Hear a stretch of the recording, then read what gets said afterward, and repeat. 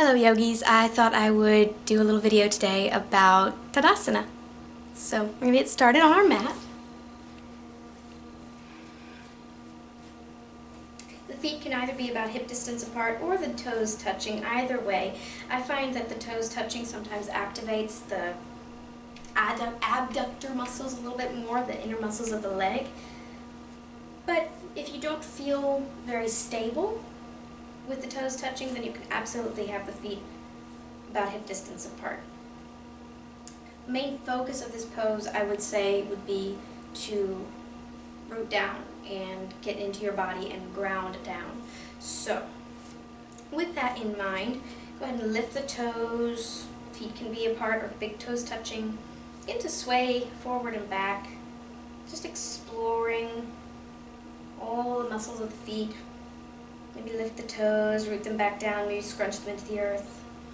Keep a gentle, soft bend in the knees. Engage the quadriceps. Draw the navel in lightly towards the spine so you're engaging Mula Bandha and Uddiyana Bandha. And those are the root lock and the core lock. So basically that just means engage these muscles right here. Draw the pelvis in and up. And once again, the Uddiyana Bandha is a little bit different, but just keep the core engaged. Allow the shoulders to fall away from the ears. Maybe while you're here, begin to play a little bit with the tilt of the pelvis. A lot of the time when we're naturally standing or walking around, we'll kind of have the pelvis in a weird position. We might have it, up on one side or down on the other. Might have a little bit of a tilt to the back or a tilt to the front. Just bear in mind that sometimes that is caused by tension in the muscles. So just become aware of where you're holding the tension. Maybe play a little bit, stick the butt out, tuck it in a little bit too much, and then find that happy medium. Let the shoulders fall away from the ears, broadening across the chest. Let the fingertips plug down towards the ground. And let the crown of the head lengthen upward. The gaze can be soft and steady in front of you, or close the eyes and direct them to the third eye.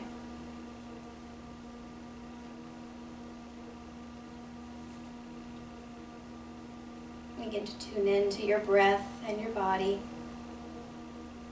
noticing where all the tension might be collected, and letting it go.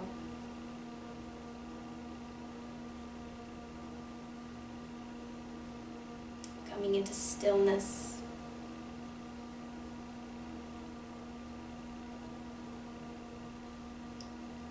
When you're in this pose, maybe begin to play a little with the idea in your head, where do I feel grounded? Where do I feel lifted?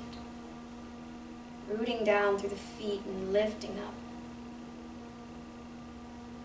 through the crown of the head.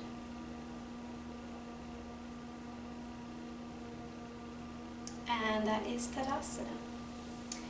The chakras that are activated in this asana, you'll find that most asanas activate all the chakras, but some of them, some more than others. So I would say that Tadasana activates the root chakra and the third chakra. The root chakra being about grounding and survival, and the third chakra being about sense of self and boundaries. If you are focusing the gaze on the third eye, then once again you are activating Ajna, the third eye chakra as well. But even if you're not, even if you're just focusing on a focal point, once again it does activate the third eye.